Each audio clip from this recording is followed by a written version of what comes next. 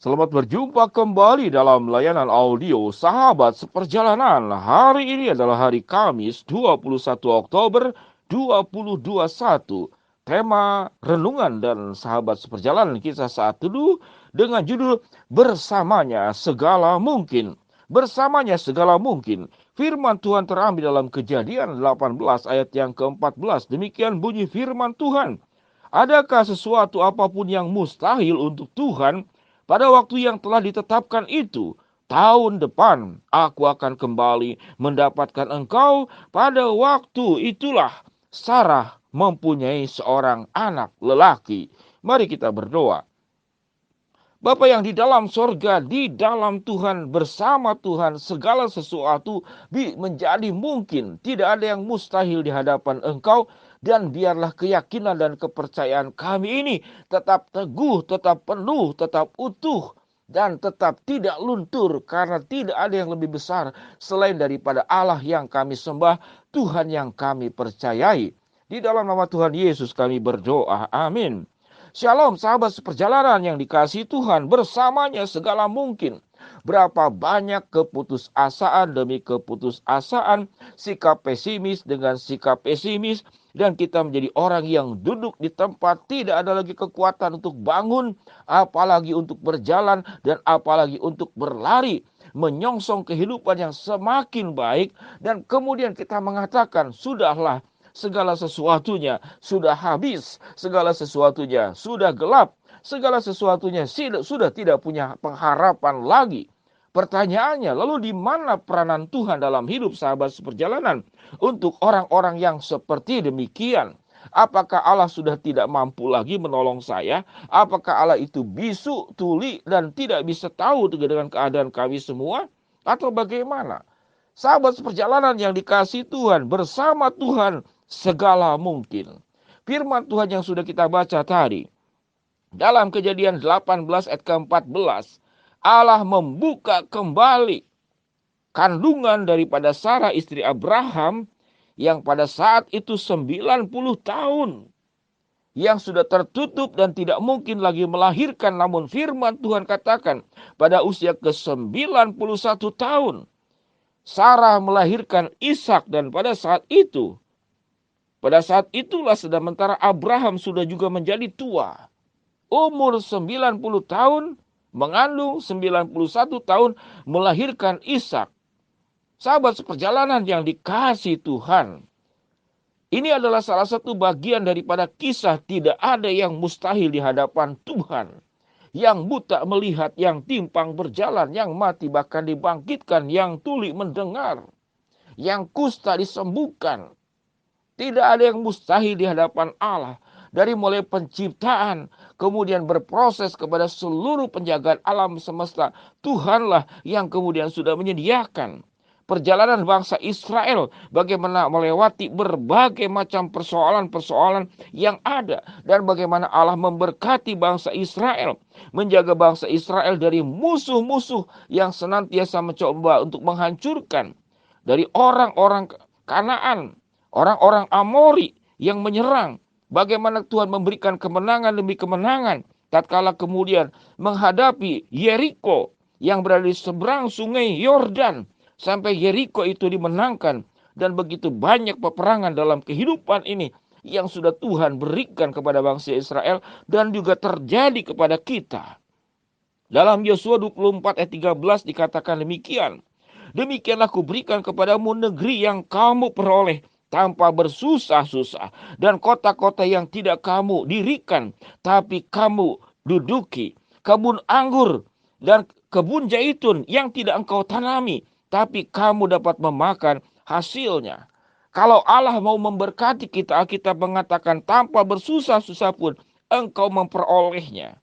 Dan engkau bisa mendapatkan kota-kota yang tidak engkau dirikan, namun engkau memiliki kota-kota yang terdapat di dalam perjanjian lama. Sahabat seperjalanan yang dikasihi Tuhan, Allah mampu melakukan perkara-perkara yang mustahil menurut manusia, tapi itu sebenarnya sangat sederhana di dalam kuasa, kemampuan, kesanggupan daripada kuasa Tuhan.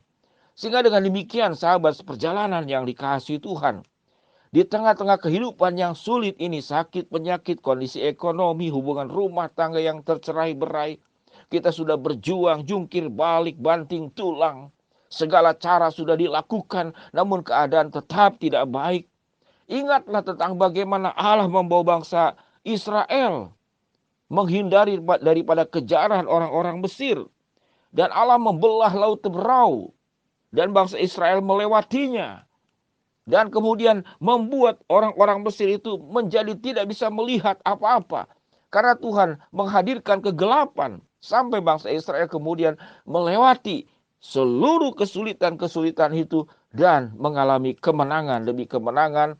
Karena di dalam Tuhan segala sesuatu itu menjadi mungkin. Sahabat seperjalanan yang dikasihi Tuhan. Di mana posisi kita? Apakah kita tetap mempercayai Allah?